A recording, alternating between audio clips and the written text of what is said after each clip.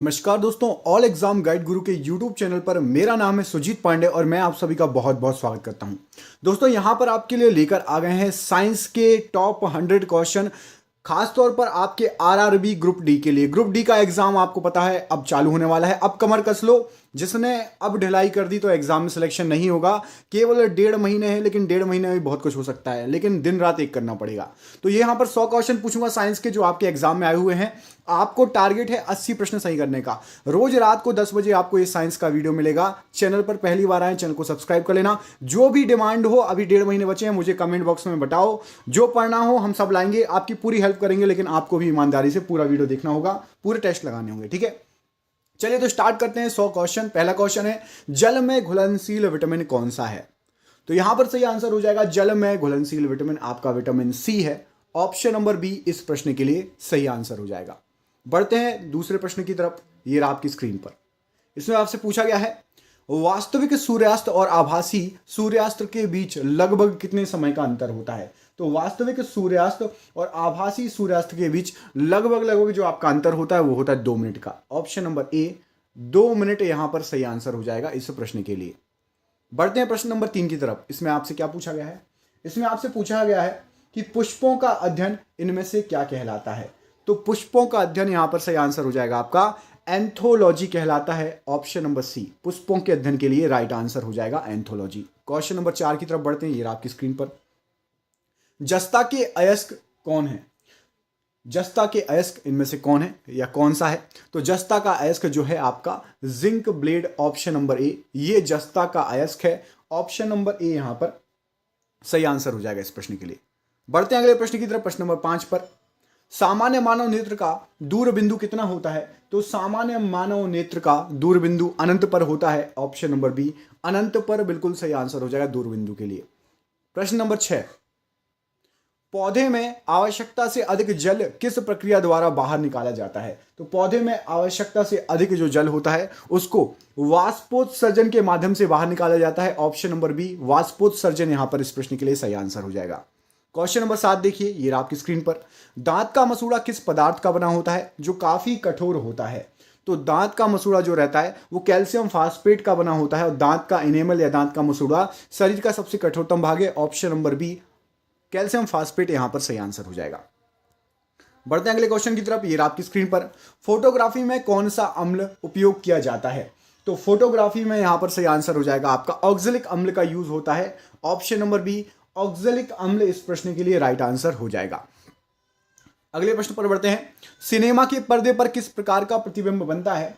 तो सिनेमा के पर्दे पर हमेशा वास्तविक प्रतिबिंब बनता है। ऑप्शन नंबर बी वास्तविक प्रतिबिंब यहां पर इस प्रश्न के लिए सही आंसर हो जाएगा। अगले क्वेश्चन पर बढ़ते हैं। ये आपकी स्क्रीन पर, निम्न में से किसे प्रकाश संश्लेषी अंगक कहते हैं?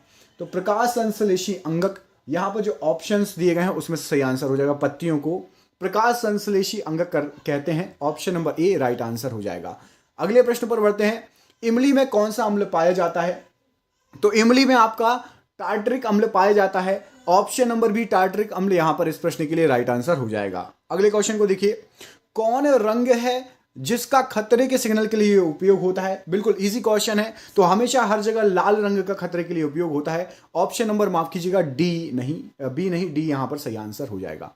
बढ़ते हैं अगले प्रश्न की तरफ। ये आपका अगला क्वेश्चन, पौधों में गैसों के आदान प्रदान के लिए क्या रहते हैं? तो गैसों के आदान प्रदान के लिए पौधों में रंध्र रहते हैं। ऑप्शन नंबर बी रंध्र यहां पर सही आंसर हो जाएगा इस प्रश्न के लिए। अगले क्वेश्चन में देखिए, उपचयन अपचयन अभिक्रिया को क्या कहा जाता है? तो उपचयन अपचयन अभिक्रिया को रेडॉक्स अभिक्रिया कहा जाता है। ऑप्शन नंबर बी रेडॉक्स अभिक्रिया यहां पर इस प्रश्न के लिए सही आंसर हो जाएगा। बढ़ते हैं अगले क्वेश्चन पर। ये आपकी स्क्रीन पर, इसमें आपसे पूछा गया है, निम्नलिखित में से किसकी श्यानता अधिक है? तो निम्नलिखित में से आपका सही आंसर हो जाएगा शहद की श्यानता अधिक होगी। ऑप्शन नंबर सी शहद यहां पर इस प्रश्न के लिए सही आंसर हो जाएगा। अगला क्वेश्चन देखिए, किलोवाट घंटा किसका मात्रक होता है? तो किलोवाट घंटा जो होता है वो आपका ऊर्जा का मात्रक होता है, एनर्जी। ऑप्शन नंबर बी ऊर्जा का मात्रक होता है किलोवाट घंटा। अगला क्वेश्चन देखिए, दानेदार जस्ता पर तनु सल्फ्यूरिक अम्ल डालने पर कौन सी गैस उत्सर्जित होगी? तो दानेदार जस्ते पे यदि आप तनु सल्फ्यूरिक अम्ल डालोगे तो हाइड्रोजन गैस उत्पन्न होगी। ऑप्शन नंबर ए हाइड्रोजन गैस इस प्रश्न के लिए सही आंसर हो जाएगा। बढ़ते हैं अगले क्वेश्चन की तरफ। अगला क्वेश्चन ये रहा आपकी स्क्रीन पर। इसमें आपसे पूछा गया है फेफड़े का आकार कैसा होता है। तो हमारे शरीर का जो फेफड़ा होता है वो शंकुआकार का होता है। ऑप्शन नंबर सी, थोड़ा बहुत शंकुआकार टाइप का होता है फेफड़ा, आपने देखा होगा, तो शंकुआकार यहां पर इस प्रश्न के लिए राइट आंसर है। अगला क्वेश्चन देखिए, विद्युत बल्ब का फिलामेंट किसका बना होता है। तो विद्युत बल्ब का फिलामेंट आज का सबसे इजी क्वेश्चन है, टंगस्टन का बना होता है। ऑप्शन नंबर सी, टंगस्टन यहां पर सही आंसर हो जाएगा। बढ़ते हैं अगले क्वेश्चन की तरफ। इसमें पूछा गया है सूर्य प्रकाश की उपस्थिति में पौधे CO2 और जल से अपना भोजन या ग्लूकोज तैयार करते हैं, यह कौन सी अभिक्रिया कहलाती है। तो इसको बोलते हैं प्रकाश रासायनिक अभिक्रिया। ऑप्शन नंबर सी, प्रकाश की उपस्थिति में रासायनिक अभिक्रिया करके भोजन बनाते हैं, इसलिए प्रकाश रासायनिक अभिक्रिया इस प्रश्न के लिए सही आंसर हो जाएगा। बढ़ते हैं अगले क्वेश्चन की तरफ। ये रहा आपकी स्क्रीन पर। इसमें पूछा गया है उच्च नाइट्रोजन सामग्री वाले कौन सा उर्वरक है, बताइए। तो उच्च नाइट्रोजन सामग्री वाला जो उर्वरक है उसका नाम है आपका ammonium nitrate. Option number C, ammonium nitrate यहां पर इस प्रश्न के लिए सही आंसर हो जाएगा। बढ़ते हैं अगले प्रश्न की तरफ। ये रहा आपकी स्क्रीन पर। भोजन का पाचन किस प्रकार की अभिक्रिया है। तो जो भोजन का पाचन है वो उपचयन अभिक्रिया है। ऑप्शन नंबर ए, उपचयन अभिक्रिया होती है भोजन का पाचन। ऑप्शन नंबर ए सही आंसर है। अगला क्वेश्चन देखिए, प्रतिरोधक का मात्रक क्या होता है। तो रेजिस्टेंस या प्रतिरोधकता का मात्रक जो होता है ओम मीटर होता है। Option number A, ohmmeter यहां पर इस प्रश्न के लिए राइट आंसर हो जाएगा। बढ़ते हैं अगले क्वेश्चन की तरफ। ये रहा आपकी स्क्रीन पर। जिंक तथा लेड कॉपर की अपेक्षा कैसे हैं। तो जिंक तथा लेड कॉपर की अपेक्षा अधिक क्रियाशील हैं। ऑप्शन नंबर बी, अधिक क्रियाशील होते हैं जिंक और लेड कॉपर की अपेक्षा। बढ़ते हैं अगले प्रश्न की तरफ। ये रहा आपकी स्क्रीन पर। हार्मोन शब्द का नामकरण किसने किया है। तो हार्मोन शब्द का जो नामकरण किया है वो किया है बेलिस और स्टर्लिंग ने। ऑप्शन नंबर सी, बेलिस और स्टर्लिंग ने हार्मोन शब्द का नामकरण किया है। अगला क्वेश्चन देखिए, विद्युत धारा उत्पन्न करने की युक्ति को क्या कहा जाता है। तो विद्युत धारा उत्पन्न करने की जो युक्ति होती है उसको जनित्र से, ऑप्शन नंबर सी, जनित्र के द्वारा विद्युत धारा उत्पन्न करते हैं। ऑप्शन नंबर सी सही आंसर हो जाएगा इस प्रश्न के लिए। अगले क्वेश्चन पर बढ़ते हैं। अंगूर का किण्वन करना एक कौन सी क्रिया है। तो अंगूर का किण्वन होता है वो एक रासायनिक परिवर्तन है। ऑप्शन नंबर ए, अंगूर का किण्वन एक रासायनिक परिवर्तन कहलाता है। अगले प्रश्न पर बढ़ते हैं। ये आपकी स्क्रीन पर। हमारी हड्डियों और दांत आम तौर पर किस से बने होते हैं। तो हमारी हड्डियां और हमारे दांत जो होते हैं आमतौर पर ट्राई कैल्शियम फास्फेट से बने होते हैं। ऑप्शन नंबर ए, ट्राई कैल्शियम फास्फेट इस प्रश्न के लिए राइट आंसर हो जाएगा। बढ़ते हैं अगले क्वेश्चन की तरफ। ये रहा आपकी स्क्रीन पर। इसमें आपसे पूछा गया है जब एक बार चुंबक को दो बराबर हिस्सों में काटा जाता है तो प्रत्येक टुकड़े की ध्रुव शक्ति कैसी रहेगी। तो यदि चुंबक को आप दो बराबर टुकड़ों में भी काट दोगे तो भी जो उसकी शक्ति रहेगी समान रहेगी। नए चुंबक छोटे छोटे भी रहेंगे तो उसमें नॉर्थ पोल साउथ पोल अपने आप बन जाता है, जितने भी टुकड़े कर दो उतनी बार बन जाएगा। अगला क्वेश्चन देखिए, लिटमस रंजक बैगनी रंग का होता है जो निकाला जाता है किससे। तो लिटमस रंजक बैगनी रंग का होता है जो लाइकेन से निकाला जाता है। ऑप्शन नंबर बी, लाइकेन इस प्रश्न के लिए सही आंसर हो जाएगा। बढ़ते हैं अगले क्वेश्चन की तरफ।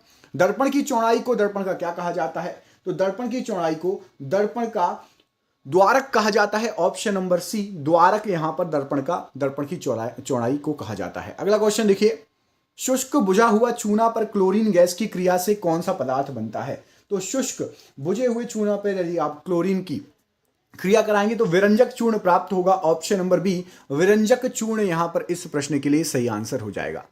बढ़ते हैं अगले क्वेश्चन की तरफ। ऑक्सीजन क्या है। तो ऑक्सीजन एक एंजाइम है। ऑप्शन नंबर सी, ऑक्सीजन एक एंजाइम यहां पर इस प्रश्न के लिए सही आंसर हो जाएगा। ये लीजिए आपका अगला क्वेश्चन, जैव प्रक्रम के अंतर्गत कौन आता है बताइए। तो जैव प्रक्रम के अंतर्गत आपके पोषण, उत्सर्जन, श्वसन ये तीनों आते हैं। तो यहां पर ऑप्शन नंबर डी सही आंसर हो जाएगा। पोषण, उत्सर्जन और श्वसन तीनों उपरोक्त सभी। अगला क्वेश्चन देखिए, सोलर कुकर में प्रयोग किया जाता है कौन सा दर्पण। तो सोलर कुकर में हमेशा अवतल दर्पण का प्रयोग किया जाता है। ऑप्शन नंबर ए, अवतल दर्पण यहां पर इस प्रश्न के लिए सही आंसर हो जाएगा। बढ़ते हैं अगले क्वेश्चन की तरफ। एक आम आदमी के रक्त का पीएच मान कितना होता है। तो एक आम आदमी के रक्त का जो पीएच मान होता है 7.35 से लेकर 7.45 तक के बीच में होता है। ऑप्शन नंबर सी, यहां पर आम आदमी के रक्त का पीएच मान राइट आंसर हो जाएगा। अगला क्वेश्चन देख लेते हैं। ये रहा आपकी स्क्रीन पर। इसमें आपसे पूछा गया है हल्दी, लिटमस पत्र आदि किस प्रकार का सूचक है। तो हल्दी लिटमस पत्र, ये सभी एक प्राकृतिक सूचक हैं। ऑप्शन नंबर बी प्राकृतिक सूचक हैं, हल्दी और लिटमस पत्र। अगला क्वेश्चन देखिए, ये आपकी स्क्रीन पर, इसमें पूछा गया है गोबर छत्ता किसके अंतर्गत आता है? तो गोबर छत्ता जो है एक मृत जीवी के अंतर्गत आता है। ऑप्शन नंबर सी मृत जीवी के अंतर्गत आता है गोबर छत्ता, याद रखिएगा। अगला क्वेश्चन देखिए, ये आपकी स्क्रीन पर, इसमें पूछा गया है आपसे रोगियों के नाक, कान, गले आदि की जांच के लिए डॉक्टर कौन सा लेंस प्रयोग करते हैं? तो रोगियों की नाक, कान, गले आदि की जांच के लिए डॉक्टर अवतल लेंस का अवतल दर्पण का प्रयोग करते हैं। ऑप्शन नंबर सी अवतल दर्पण यहां पर इस प्रश्न के लिए सही आंसर हो जाएगा, अवतल दर्पण। अगला क्वेश्चन देखिए, अपच का उपचार करने के लिए निम्नलिखित में से कौन सी औषधि कारगर होती है? तो अपच का उपचार करने के लिए एंटासिड का यूज किया जाता है। एंटासिड ऑप्शन नंबर ए अपच के लिए उपयोगी है और यूज की जाती है। अगला क्वेश्चन देखिए, वायुमंडल में सामान्यतः CO2 पाया जाता है कितने प्रतिशत? तो वायुमंडल में सामान्यतः जो CO2 पाया जाता है वो 0.03% पाया जाता है। ऑप्शन नंबर डी 0.03% सही आंसर हो जाएगा। अगला क्वेश्चन देखिए, इसमें पूछा गया है निम्नलिखित पदार्थों में से किसके तापमान में वृद्धि के साथ प्रतिरोध कम हो जाता है? तो यहां पर जो ऑप्शंस दिए गए हैं, शुद्ध सिलिकॉन के अंदर तापमान की जैसी वृद्धि होगी और प्रतिरोध कम हो जाएगा। ऑप्शन नंबर ए शुद्ध सिलिकॉन बिल्कुल सही आंसर हो जाएगा। अगला क्वेश्चन देखिए, ये आपकी स्क्रीन पर, निम्न में कौन ऑक्सीकरण नहीं है? तो यहां पर जो ऑप्शंस दिए गए हैं उसमें से अवक्षेपण एक ऑक्सीकरण प्रक्रिया नहीं है, बाकी दहन, भोजन का पचना और श्वसन, ये तीनों ऑक्सीकरण प्रक्रिया है, अवक्षेपण ऑक्सीकरण प्रक्रिया नहीं है। ऑप्शन नंबर बी सही आंसर है। अगला क्वेश्चन देखिए, छाया में पनपने वाले पौधों को क्या कहा जाता है? तो जो पौधे छाया में पनपते हैं उनको सियोकाइट्स पौधे कहा जाता है। ऑप्शन नंबर सी सियोकाइट्स पौधे छाया में पनपने वाले पौधे होते हैं। अगला क्वेश्चन देखिए, ये रहा आपकी स्क्रीन पर, इसमें आपसे पूछा गया है मोटर गाड़ी के चालक के सामने लगा दर्पण कौन सा होता है? तो मोटर गाड़ी या हमारी बाइक के सामने जो शीशा लगा रहता है, ऐसे दोनों तरफ लगे रहते हैं ना दोनों शीशे, वो उत्तल दर्पण होते हैं। उसमें हमें बड़ी चीज भी छोटी दिखाई देती है। ऑप्शन नंबर सी उत्तल दर्पण यहां पर इस प्रश्न के लिए राइट आंसर हो जाएगा। अगला क्वेश्चन देखिए, ये आपकी स्क्रीन पर, प्राकृतिक गैस का दहन किस प्रकार का रासायनिक अभिक्रिया है? तो प्राकृतिक गैस की जो दहन होता है वो ऊष्माक्षेपी अभिक्रिया होती है। ऑप्शन नंबर सी ऊष्माक्षेपी अभिक्रिया यहां पर इस प्रश्न के लिए सही आंसर हो जाएगा। बढ़ते हैं अगले प्रश्न की तरफ, मनुष्य में मुख्य श्वसन अंग क्या है? तो मनुष्य में जो मुख्य श्वसन अंग होते हैं सांस लेने के लिए फेफड़े का यूज होता है। ऑप्शन नंबर ए फेफड़ा यहां पर मुख्य श्वसन अंग कहलाता है। अगला क्वेश्चन ये रहा आपकी स्क्रीन पर, इसमें आपसे पूछा गया है टायर्स को क्यों ट्रीड किया जाता है? तो टायर्स को जो ट्रीड किया जाता है घर्षण बढ़ाने के लिए, कि जब गाड़ी चले जमीन से लग के तो वो जो है चिपकी रहे, घर्षण रहे, फ्रिक्शन रहे, है ना। अगला क्वेश्चन देखिए, स्किड ना करे। टॉर्च से किस प्रकार के प्रकाश पुंज की प्राप्ति होती है? तो टॉर्च से जो है आपका संसृत प्रकाश पुंज, ऑप्शन नंबर बी सही आंसर हो जाएगा। टॉर्च से प्रकाश पुंज प्राप्त होता है। टॉर्च से बिल्कुल सीधी आपने देखी होगी, है ना, रोशनी निकलती है। अगला क्वेश्चन देखिए, ये रहा आपकी स्क्रीन पर, सामान्य नेत्र की रेटिना पर बनने वाला प्रतिबिंब कैसा होता है? तो सामान्य नेत्र की रेटिना पर बनने वाला जो प्रतिबिंब होता है वो वास्तविक और उल्टा होता है। ऑप्शन नंबर सी वास्तविक और उल्टा राइट आंसर हो जाएगा। प्रश्न अगला ये रहा आपकी स्क्रीन पर, निम्न में से कौन सी बीमारी श्वसन तंत्र से संबंधित है बताइए? तो निम्न में से जो आपको बीमारियां दी गई हैं, एक तो टीबी भी श्वसन तंत्र से संबंधित है और निमोनिया। ऑप्शन नंबर डी सही आंसर हो जाएगा, मतलब बी और सी दोनों। ऑप्शन नंबर डी यहां पर राइट आंसर हो जाएगा। टीबी और निमोनिया श्वसन तंत्र से संबंधित बीमारियां कहलाती हैं। कॉपर चूर्ण को वायु में गर्म करने पर उसके सतह पर कॉपर ऑक्साइड की परत जम जाती है। इस परत का रंग कैसा होता है? तो इस परत का रंग होता है, जो कॉपर ऑक्साइड होता है वो काले कलर की होती है। ऑप्शन नंबर ए कॉपर ऑक्साइड काले कलर की, ऑप्शन नंबर ए राइट आंसर है। अगला क्वेश्चन देखिए, नेत्र लेंस में समायोजन की क्रिया होती है। तो नेत्र लेंस में जो समायोजन की क्रिया होती है वो किसके द्वारा होती है? वो होती है सिलियरी पेशियों द्वारा। ऑप्शन नंबर सी, ये जो है नेत्र लेंस में समायोजन की क्रिया में भाग लेती हैं। अगला क्वेश्चन देखिए, मीथेन किसके वायुमंडल में मौजूद है? तो सबसे ज्यादा जो मीथेन है ना वो मंगल के वायुमंडल में मौजूद है। ऑप्शन नंबर मंगल यहां पर डी सही आंसर हो जाएगा, मौजूद है। अगला क्वेश्चन देखिए, ये आपकी स्क्रीन पर, शाक सब्जियों का विघटित होकर कंपोस्ट बनना किस अभिक्रिया का उदाहरण होता है? तो शाक सब्जियों का विघटित होकर कंपोस्ट बन जाती हैं। यदि आप कोई भी भाजी पत्ती या जो भी आप सब्जी वगैरह रहती हैं उनके डंठल वगैरह फेंक दो, धीरे धीरे कंपोस्ट बन जाती है, वो ऊष्माक्षेपी अभिक्रिया के कारण बन जाती है। ऑप्शन नंबर बी ऊष्माक्षेपी अभिक्रिया सही आंसर है। अगला क्वेश्चन देखिए, उच्च रक्तचाप की अवस्था को क्या कहा जाता है? तो उच्च रक्तचाप की अवस्था को हाइपरटेंशन कहा जाता है। ऑप्शन नंबर सी हाइपरटेंशन यहां पर इस प्रश्न के लिए सही आंसर हो जाएगा। अगला क्वेश्चन देखिए, किसी नेत्र का निकट बिंदु क्या है? तो किसी नेत्र का निकट बिंदु जो होता है वो 25 सेंटीमीटर लगभग होता है। ऑप्शन नंबर बी 25 सेंटीमीटर यहां पर इस प्रश्न के लिए सही आंसर हो जाएगा। क्वेश्चन नंबर अगला देखिए, सोडियम हाइड्रोक्साइड का पीएच मान कितना होता है? तो सोडियम हाइड्रोक्साइड का पीएच मान होता है 14। ऑप्शन नंबर डी 14 यहां पर सही आंसर हो जाएगा। कमेंट करके मुझे बताइए दूध का पीएच मान कितना होता है? दूध का पीएच मान और शुद्ध जल का पीएच मान दोनों का बताइए। शुद्ध जल और दूध, इन दोनों का पीएच मान मुझे कमेंट बॉक्स में कमेंट करके बताइए। देखते हैं आप लोगों में से किस किस को पता है। अगला क्वेश्चन देखिए, पृथक्करण का नियम किसने दिया था? तो पृथक्करण का जो नियम दिया गया वो मेंडल द्वारा दिया गया था। ऑप्शन नंबर सी मेंडल यहां पर इस प्रश्न के लिए राइट आंसर हो जाएगा। अगला क्वेश्चन देखिए, निकट दृष्टि दोष वाला व्यक्ति के चश्मे में क्या लगा होता है? तो निकट दृष्टि दोष वाले व्यक्ति के चश्मे में अवतल लेंस लगा होता है। ऑप्शन नंबर बी यहां पर अवतल लेंस इस प्रश्न के लिए राइट आंसर हो जाएगा। अगला क्वेश्चन देखिए, ये रहा आपकी स्क्रीन पर, मैग्नीशियम के रिबन के दहन होने पर किस प्रकृति की लौ उत्पन्न होती है? तो मैग्नीशियम का रिबन यदि दहन करोगे तो श्वेत चमकदार जो है लौ उत्पन्न उत्सर्जित होगी। ऑप्शन नंबर सी यहां पर इस प्रश्न के लिए राइट आंसर हो जाएगा। अगला क्वेश्चन देखिए, जीव विज्ञान शब्द का प्रयोग सर्वप्रथम किसने किया? तो जीव विज्ञान शब्द का जो सबसे पहले प्रयोग किया गया था वो लेमार्क और ट्रेविनस द्वारा किया गया था। ऑप्शन नंबर ए लेमार्क और ट्रेविनस सही आंसर हो जाएगा इस प्रश्न के लिए।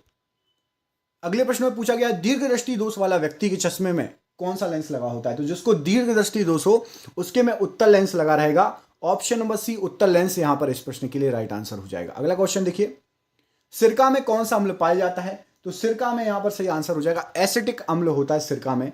ऑप्शन नंबर डी एसिटिक अम्ल इस प्रश्न के लिए राइट आंसर हो जाएगा। अगला क्वेश्चन देखिए, ब्रेन ट्यूमर को हटाने के लिए और कैंसर के इलाज में इस्तेमाल होने वाला आइसोटोप कौन सा होता है? तो ब्रेन ट्यूमर को हटाने के लिए और कैंसर को इलाज में जो है cobalt CO60 cobalt 60 option number D यहां पर सही आंसर हो जाएगा, यूज किया जाता है। अगला क्वेश्चन देखिए, जीव विज्ञान के जनक के नाम से कौन जाना जाता है? तो जीव विज्ञान के जनक के नाम से अरस्तु जाने जाते हैं। ऑप्शन नंबर सी अरस्तु सही आंसर हो जाएगा। अगला क्वेश्चन देखिए, ये आपकी स्क्रीन पर, तेज प्रकाश में पुतली का आकार कैसे हो जाता है? तो तेज प्रकाश होगा तो पुतली का आकार छोटा हो जाएगा। ऑप्शन नंबर बी छोटा यहां पर सही आंसर हो जाएगा। अगला क्वेश्चन देखिए, निम्न में कौन विजातीय यौगिक है?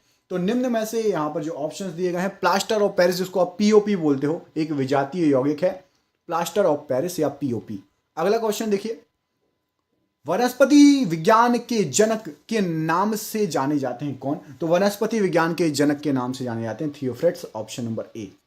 अगला क्वेश्चन देखिए, ये आपकी स्क्रीन पर, इसमें पूछा गया है, तेज प्रकाश में पुतली का आकार कैसा हो जाता है? तो तेज प्रकाश में पुतली का आकार छोटा हो जाता है। अभी आपको बताया थोड़ी देर पहले, है ना। क्वेश्चन वही है लेकिन अलग तरीके से पूछा गया है। हीमोग्लोबिन का संरचनात्मक घटक क्या है? तो हीमोग्लोबिन का संरचनात्मक घटक आप सभी को पता है, लोहा। ऑप्शन नंबर सी लोहा यहां पर सही आंसर हो जाएगा।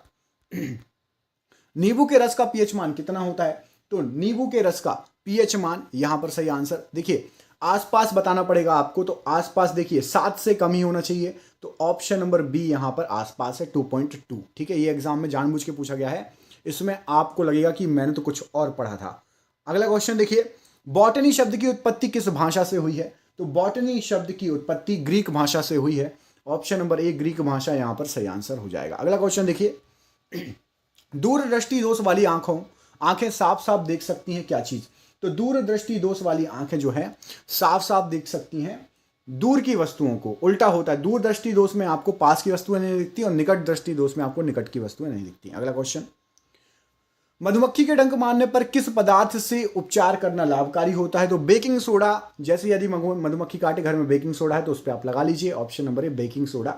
नहीं तो कई लोग लोहा, चाबी वगैरह घिसने लगते हैं, लोहा घिसने लगते हैं कि स्वेलिंग ना हो। अगला क्वेश्चन देखिए, फाइकोलॉजी में किसका अध्ययन किया जाता है? तो फाइकोलॉजी में शैवालों का अध्ययन किया जाता है। ऑप्शन नंबर बी शैवाल सही आंसर हो जाएगा फाइकोलॉजी के लिए। अगला क्वेश्चन देखिए, मानव नेत्र में जो बिंदु प्रकाश के लिए बिल्कुल सुग्राही नहीं रहता कौन सा होता है? तो वो बिंदु होता है आपका अंध बिंदु, प्रकाश के लिए बिल्कुल सुग्राही नहीं रहता। Option number B right answer हो जाएगा। अगला क्वेश्चन देखिए, मुंह साफ करने के लिए किस प्रकार के मंजन का व्यवहार करना चाहिए जिससे कि दंत क्षय रोका जा सके? तो मुंह साफ करने के लिए आपका क्षारीय प्रकार के, क्षारकीय प्रकार के या क्षारीय प्रकार के टूथपेस्ट का यूज करना चाहिए जिससे आपका दंत क्षय ना हो, दांत गिरे नहीं, घिसे नहीं।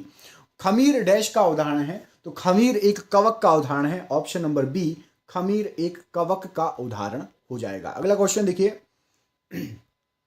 पर्यावरण का अध्ययन जीव विज्ञान की किस शाखा के अंतर्गत किया जाता है? तो पर्यावरण का अध्ययन जीव विज्ञान की पारिस्थितिकी शाखा के अंतर्गत किया जाता है। ऑप्शन नंबर डी पारिस्थितिकी यहां पर सही आंसर हो जाएगा इस प्रश्न के लिए। अगला क्वेश्चन देखिए, मानव नेत्र में क्या होता है? यहां पर क्या हो जाएगा सही आंसर? तो मानव नेत्र में आपका जो है ऑप्शन नंबर सी उत्तल लेंस होता है। मानव नेत्र उत्तल लेंस की भांति व्यवहार करता है, राइट आंसर हो जाएगा। अगला क्वेश्चन देखिए, ये आपकी स्क्रीन में, निम्नलिखित में से कौन अधातु विद्युत का सुचालक है? तो यहां पर अधातुएं दी गई हैं और एक विद्युत का सुचालक है, तो वो है ग्रेफाइट। ग्रेफाइट एक अधातु और विद्युत का सुचालक है। ऑप्शन नंबर ए यहां पर राइट आंसर हो जाएगा इस प्रश्न के लिए। अगला क्वेश्चन देखिए, उदय और अस्त होते समय सूर्य कैसा दिखाई देता है? तो उदय और अस्त होते समय सूर्य जो है लाल कलर का दिखाई देता है। ऑप्शन नंबर ए लाल रंग यहां पर इस प्रश्न के लिए राइट आंसर हो जाएगा इस प्रश्न के लिए। डेंड्रोलॉजी का संबंध किससे होता है? तो डेंड्रोलॉजी में आपका झाड़ियों का अध्ययन किया जाता है। एक होते हैं पेड़, है ना, उसके बाद जो छोटे छोटे पेड़ होते हैं उनको झाड़ियां बोलते हैं। जैसे चने, है ना, चने का क्या होता है, झाड़ होता है ना, चने का भी झाड़ नहीं होता, चने के पौधे होते हैं छोटे।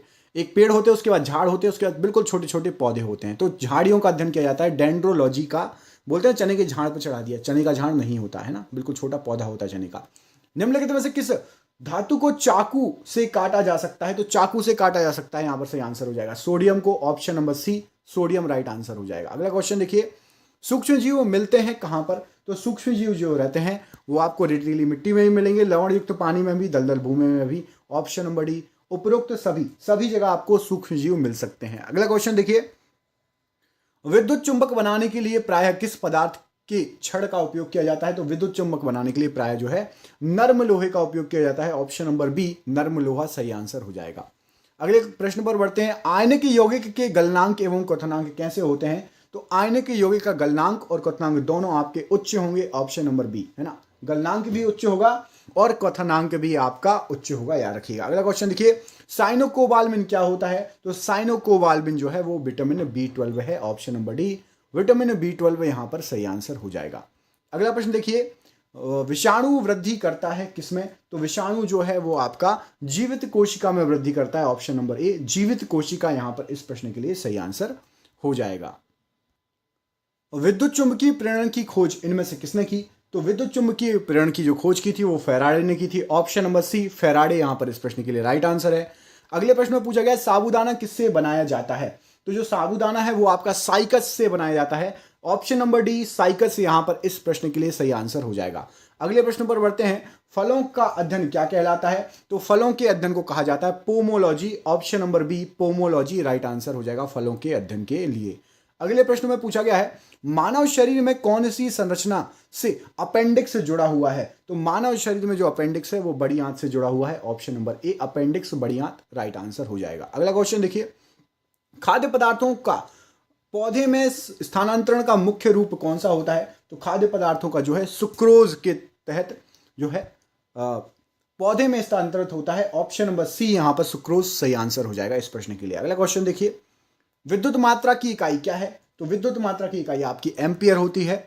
ठीक है, एम्पियर, करंट की इकाई एम्पियर। ऑप्शन नंबर यहां पर सी सही आंसर हो जाएगा एम्पियर। मुझे कमेंट करके बताइए ओम किसकी इकाई है? ओम, ओम किसकी इकाई होती है? कमेंट बॉक्स में कमेंट करके बताइए। ठीक है, द्विनाम पद्धति के प्रतिपादक कौन है या प्रतिपालक कौन है? द्विनाम पद्धति लीनियस की देन है। ऑप्शन नंबर सी लीनियस यहां पर इस प्रश्न के लिए सही आंसर हो जाएगा। अगला क्वेश्चन देखिए, जीवाणु की खोज सर्वप्रथम किसने की? तो जीवाणु की खोज सर्वप्रथम की थी आपके यहां पर सही आंसर हो जाएगा ऑप्शन नंबर ल्यूवेनहॉक। और ये था आपका 99वां क्वेश्चन और ये रहा आज का आपका आखिरी क्वेश्चन। इसमें आपसे पूछा गया है, जिन पौधों पर बीज बनते हैं किंतु पुष्प नहीं लगते क्या कहलाते हैं? तो जिन पौधों पर बीज बनते हैं किंतु पुष्प नहीं लग पाते उनको अनावृत बीजी पौधे कहा जाता है। ऑप्शन नंबर डी अनावृत बीजी पौधे सही आंसर हो जाएगा। और ये रहा आपके लिए सरप्राइज क्वेश्चन 101वां। इसका आंसर आप कमेंट बॉक्स में कमेंट करके दीजिए। जीवाणुओं की साधारण आकृति कैसी होती है? कमेंट बॉक्स में इसका आंसर जरूर दीजिएगा। जीवाणुओं की साधारण आकृति कैसी होती है? मैं दो गलत ऑप्शन मिटा देता हूं, एक कॉमा वाला गलत है और दूसरा आपका सर्पिल। बी और सी में से कोई एक आंसर है, ठीक है। जीवाणुओं की साधारण आकृति कैसी होती है? कमेंट बॉक्स में आंसर दीजिए। रोज साइंस का और जीके का वीडियो देखना है। कल सुबह 6 बजे जीके के वन लाइनर अपलोड होंगे, उनको देख लेना, स्पेशली ग्रुप डी और एनटीपीसी के लिए। तो मिलते हैं आपसे अगली वीडियो में। प्लीज वीडियो को फैला दो यदि आपको रोज क्वेश्चन पढ़ने हैं ऐसे ही अच्छे। एक एक शेयर बहुत इंपॉर्टेंट है, एक एक लाइक अपने दोस्तों को जरूर भेजिएगा। बहुत बहुत धन्यवाद दोस्तों, आपका दिन शुभ हो। बहुत बहुत धन्यवाद।